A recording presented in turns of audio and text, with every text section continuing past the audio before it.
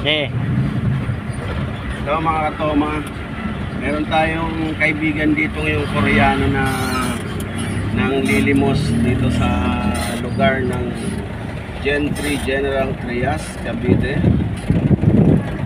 Bigyan natin kahit maliit na pamasko para pandagdag sa pagkain niya. Nasaan na kaya yun? Ayun, nakaupo si Katomo. Ayan. Tatawagin natin.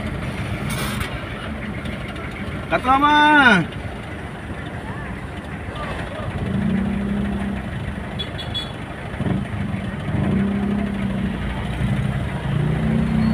Merry Christmas! Ay, sorry!